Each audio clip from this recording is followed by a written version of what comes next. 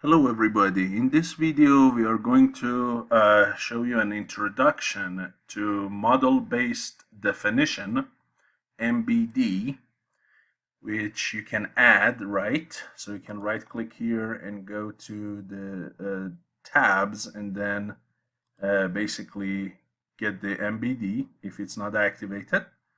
So we're going to talk about that and the DIM expert here, okay? So if you have watched my lectures on drawing and GD&T, you know that when we want to add the tolerances, whether dimensional or geometric, one of the things we do is we first create these multi-view orthographic projection, those technical drawings, right, front, top, right, and any other view like section view. And then on those views, we add what? We add the tolerances. But one thing that SolidWorks offered is this MBD or model-based definition, which is like a 3D version of that drafting and tolerances. So instead of adding the tolerances on those 2D views, you add it on the 3D view, right? You go on this model and you can directly add your tolerances onto this guy, the annotations on this guy, and then you can publish it as a PDF file, right? Or a step file or e-drawing, and then you can share it with other people that don't have SolidWorks so they can move the part around and see different features and different tolerances for them.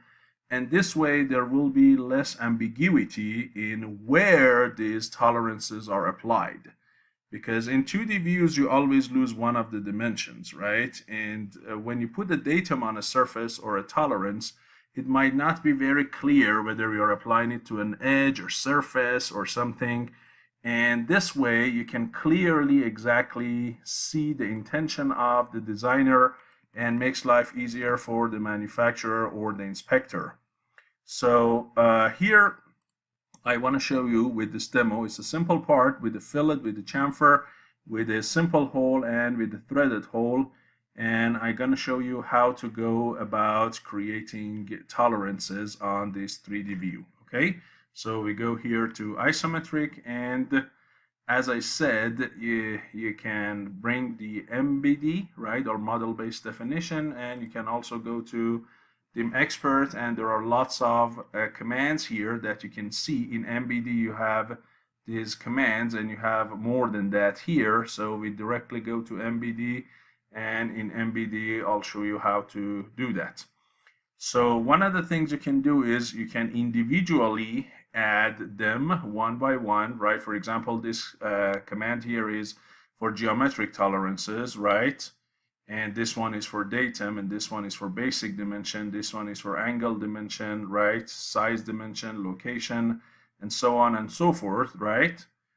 And one of the other things you can do is you can instead go to this command here, which is auto dimension scheme, and this is a powerful command that you also have here, and this guy basically creates all of them, like all geometric ones or all dimensional ones, and then if you want you can modify them one by one. So one of the things I want to do is go with this command to save some time. Now if you want basic dimensions, and if you want to add basic dimensions, there is something in the options that you need to turn on. So you need to go to tools and options, and then let me show you that. Then if you go here under document properties, and you see these are the dimensions and annotations and everything, right? So but where you want to click is DIM expert, right? So if you expand DIM expert, right, you can see size, location, chain, geometric tolerance, right? Under this geometric tolerance, you need to check this guy. It says create basic dimension. This guy is by default off, so you turn it on. This way your dimensions will be converted into basic dimensions if they are really to show the true theoretical location. Okay, so you need to check this guy. And now, so let's say here we go to auto, right? and then it asks you, hey, what is it that you want? Do you want plus or minus or geometric? So let's say just plus and minus for now. So give me the linear dimensions, the dimensional tolerances, I'm sorry. And then here you need to provide your datums, right? Now for linear dimensions, you really do not need datums, primary, secondary, tertiary. So it's good. And then you can say, hey, I want selected features or what? All of the features. So let's say all of the features, give me all of the pluses and minuses, and you can limit the things that you have here, right? If there is something you don't want it to have the plus and minus, you can just go ahead and turn it off. So right now, let's say everything, and we okay that. And there we go. So now, as you can see here, you see that is added for my chamfer. This is the fillet radius. Then you get what? Then you can get the hole here, right? You can see the diameter of it and the depth of it, and then you get the other hole, which is threaded M12.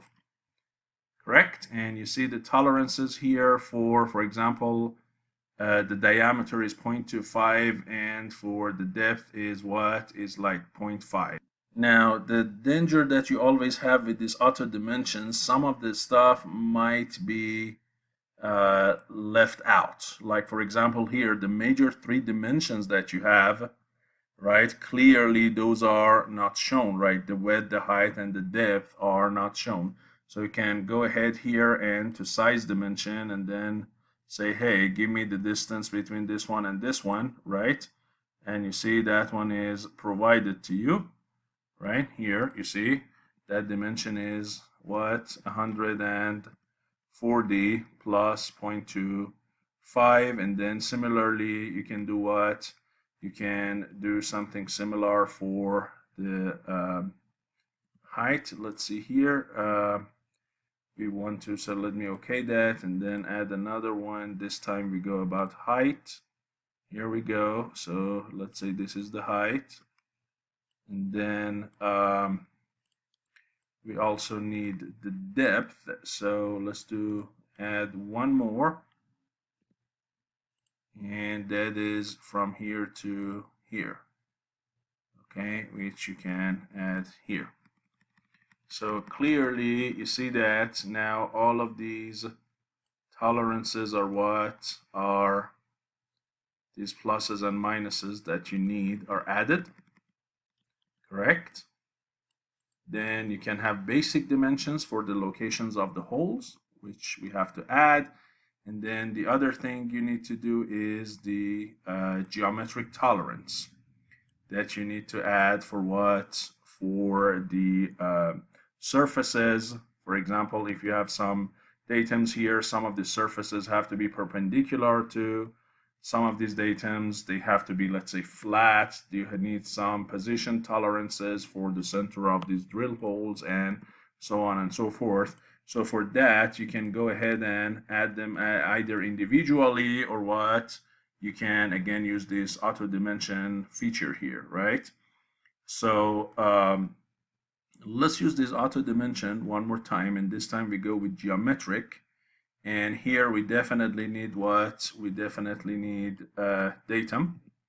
So for that, I go ahead with selecting the bottom surface as my primary, and then the basically, yes, that's this guy. And then for secondary datum, I would choose the back surface. Then for tertiary, I would use the left surface. And then again, here it asks you, hey, do you want it for specific features or all features? So let's again use all features, see what happens. And here, now you can see that some stuff are added. So here, this geometric tolerance of position for this hole and this hole are already combined with their dimensional tolerance. And then as you can see here, it puts datum on your faces, right? Now the way it added the datum here, it added datum to the dimensions instead of what? Instead of the faces. And you know, when a datum is added to a feature of size, you're talking about the center plane, which is not exactly what I intended. So you see here, really, these datums are not properly referring to what? To the surfaces, and they are referring to the midplanes. So that's the bad thing that I do not like, and for that reason I want to go back and do it one more time before adding those dimensions. I want to first do my geometric ones, and then if something is missing, I'm gonna go and fill for it. Okay, so here I'll do it one more time. Let's see if it puts the datum in the right place. Now you see that it did that. You see here that surface is surface A, the bottom surface, and it has to be flat with so much of tolerance. And then this surface has to be perpendicular to A and B. And where is B? You should be able to see B probably here in the back. And that is this guy here. You see that's datum B. That has to be perpendicular to A. And then this is C, that, as I said, has to be perpendicular to A and B. And the good thing about that is actually it added proper what? Proper position tolerances for the two holes here, and it did not use modifiers on ABC, which is not needed in this case. And the other thing it did, it added for me what? These basic dimensions here.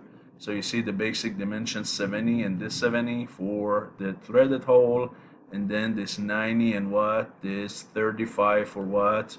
For the other hole which is not threaded. Okay, so you see it perfectly tells you where the holes are, and this is the location of the holes, right? The true position, what we call. And also it added what for me? It added those pluses and minuses for the major three dimensions that were missing, right? So you see it did add everything as I wanted, and this is exactly beautiful. That is exactly what I want, right? So now this object has everything in it, and the perpendicularity is there for these two surfaces. The flatness is there for A, which is the first datum. All of the pluses and minuses are there, and guess what? Any of them, right? Because SolidWorks just gave you some numbers. If any of them has a different tolerance, then you can simply what? Go ahead and change that, right? So here you see it's 10 plus 0.25. Well, if you don't think that's 0.25, you need to change that. Then you go ahead and what? Make it bilateral. And here, let's say one of them is 0.2 and the other one is negative 0.15 or something. So you simply can what? Can modify that, and if the same thing for depth, you can change that for the depth as well here, right? And here, if there's let's say this perpendicularity thing or this position tolerance, also if that is not correct, then you can go ahead and change those as well. So here, if I double click on that one, right, you can see that's the geometric tolerance. And if you double click one more, it brings the window, and let's say if it's not 50.5, then it's like 0.2. So you change that, and you can modify any of them individually. Okay, but the good thing, as I said, is everything is shown on the corresponding 3D feature. And the good thing is, if you rotate around the object, right, in one view it could be a little bit confusing, but if you rotate around the object and if you publish it like a 3D file, that can be easily and very efficiently used by engineers and manufacturers and inspectors to remove any possible ambiguity. So this is very, very basic introduction to MBD. As I said, you can individually add datums, you can individually add geometric tolerances, You can individually add these basic dimension here, right? You can do that, these 90, that 35, and so on. So you can do it with this guy. You can do your location and size dimensions individually. And now that you have everything, as I said, you can publish it as a 3D PDF or what, or e-drawing or step file. So let's say we want to publish it as a 3D PDF, and here we go. So you can provide specific properties for this file, but let me just accept it the way it is and give it some name. Here I have already created one, but I can overwrite that if I want to, and then we can go and look at that PDF file together. Okay, so it is publishing right now. You see it is taking some time because it's a time-consuming process, but everything here under Dim Expert under annotations, all of these guys are going to be seen if I rotate the part in the 3D PDF. Okay, this is the 3D PDF, and you can update that. You can add comments, you can add part number, you can say who did this and so on, right? So it has fields for you to modify. And when you go here to the part, right, to this view, then you can simply right click here and go to tools, and then you can pan it, you can rotate it, and you can see it in any way that you want, right? So you can grab your rotation tool, and now look here, you see, you can go all over the part, and everything is clearly defined for you. So here I should have no problem understanding anything about where each tolerance is applied. There is no ambiguity here, right? Because this is my 3D PDF, and I can treat it the same way that I treat a basically SolidWorks file. And I don't need a SolidWorks. I can just open it with Adobe. So hopefully this introduction video was useful to you, and you learned how to create a model-based definition tolerance instead of doing it on the multi-view orthographic projections, and I'll see you in my next video. Thank you.